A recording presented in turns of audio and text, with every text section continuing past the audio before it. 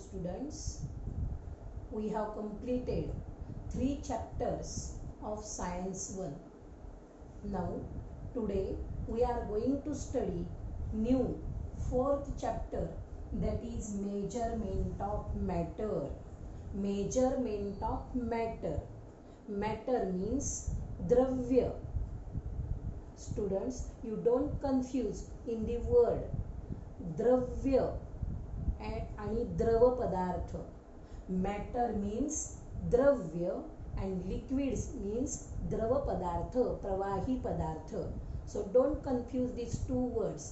English मध्ये त्याचा गोंधळ होण्याचा प्रश्न येत नाही. मॅटर म्हणजे द्रव्य and liquids म्हणजे द्रव पदार्थ, प्रवाही पदार्थ.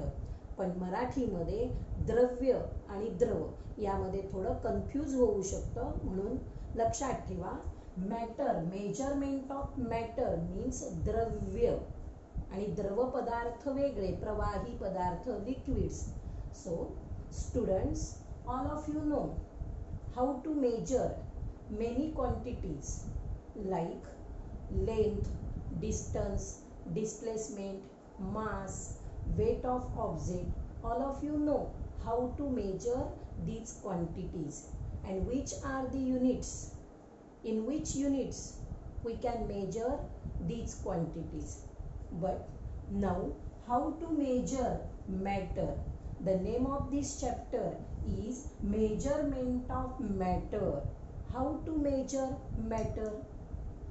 विद्यार्थी मित्रांनो, एखाद्या वस्तूचं किंवा एखाद्या राशीची मेजरमेंट करायची आहे, मोजमाप करायचं आहे म्हटलं की तुमच्या डोळ्यासमोर तशी ती राशी उभी राहते, क्वांटिटीज उभ्या राहतात.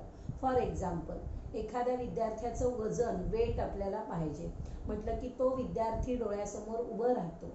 त्यानंतर तो कसं मोजायचं आहे वजन, त्याच्यासाठी काय यूज करणार आहोत आपण, तेही डोळ्यासमोर उभं राहतं.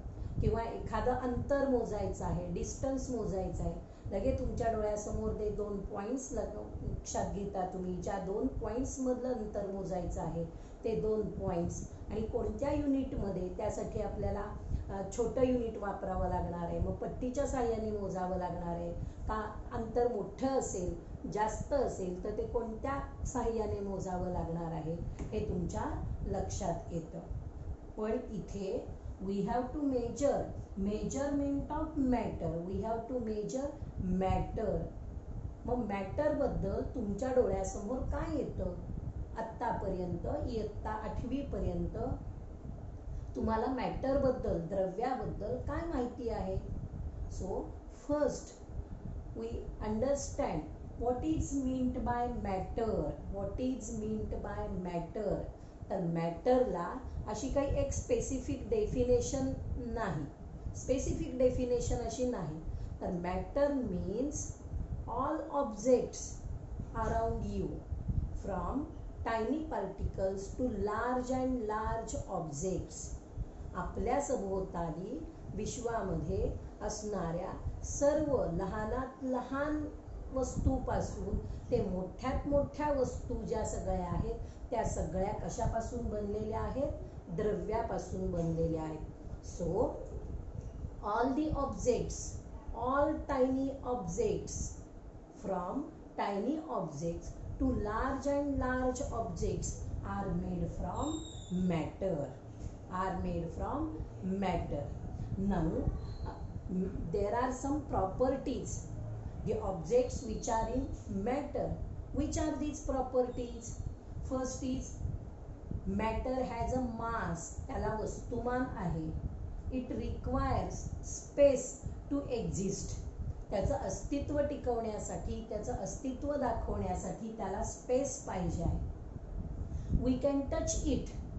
मॅटर म्हटल्यानंतर त्यामध्ये ज्या काही सगळ्या वस्तू येतात, थिंग्स येतात. So we can touch it or we can feel it. हवेला आपण हात लावू शकत नाही, but we can feel air. So these are the some properties of matter. Mass, it has a mass. It requires space for its existence. We can touch it and we can feel it. So from these property we understand what is meant by matter. Now many scientists tried to study matter, and the objects which are in matter, they try to understand, to study the properties of these objects in detail.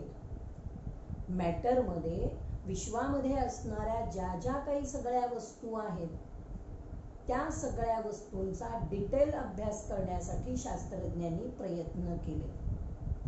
And to get detailed information of these objects, matter is classified into two parts according to their states, according to the states of objects in matter, physical state and according to the chemical state. So according to physical states, objects are classified into solid state, liquid state and gaseous state.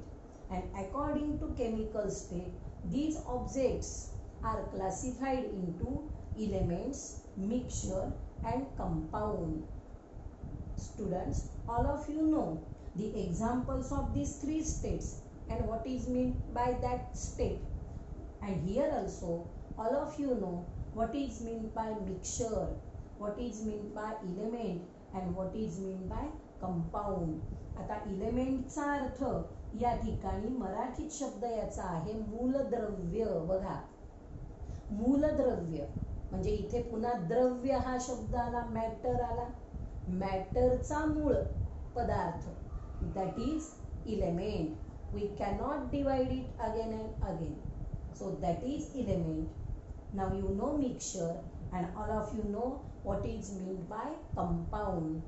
So all of you know element. There are so many elements, 118 elements in the world, and with the help of these elements, when two or more elements get together, we get a compound. For example, we take hydrogen and oxygen. From these elements, now these are the gaseous state, but from these two elements we get water. Water is a compound. So in this way, compounds are formed by chemical reaction between two or more elements. So all of you know what is meant by element, what is meant by mixture and what is meant by compound. And also all of you know the properties of these elements, compound and mixture. Now next part of this chapter is laws of chemical combination. Laws of chemical combination. Now laws of chemical combination, these laws includes two laws. First one is law of conservation of matter. Law of conservation of matter. And second one is law of constant of proportionality. Constant of proportionality. These two laws includes in the laws of chemical combination. विद्यार्थी मित्रांनो, तुम्हाला law म्हटलं, law of म्हटलं की एक त्याचं specific statement आहे असं वाटतं, पण या ठिकाणी लॉज ऑफ केमिकल कॉम्बिनेशन यामध्ये हा काही एक स्वतंत्र लॉ नाही. त्याचं हेडिंग काय पहा, लॉज ऑफ केमिकल कॉम्बिनेशन. जे केमिकल कॉम्बिनेशनचे लॉज आहेत. Out of these, we are going to study two laws in this chapter, that is conservation of matter and law of constant of proportionality. Now, to study these two laws, first we are going to see what is meant by physical change and what is meant by chemical change. So, physical change is a temporary change.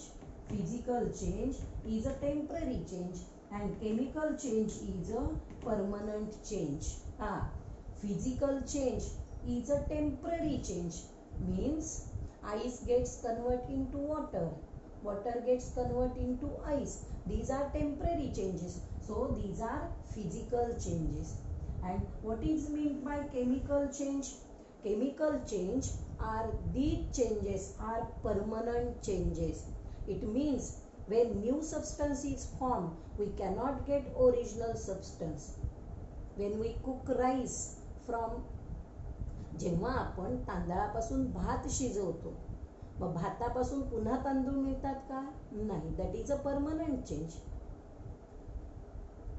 Milk gets convert into curd. दह्यापासून पुन्हा दूध मिळतं का? नाही. So these are the permanent changes. So chemical changes are permanent changes. And in chemical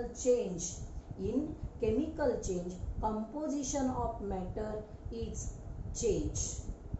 And now many scientists do the experiments regarding to it, and they scientists like Thomson, Rutherford, Dalton, they discovered the laws of chemical combination by studying the internal structure of atoms, internal structure of substances. Now we are going to see one activity regarding to these two laws. We see the activity in next video.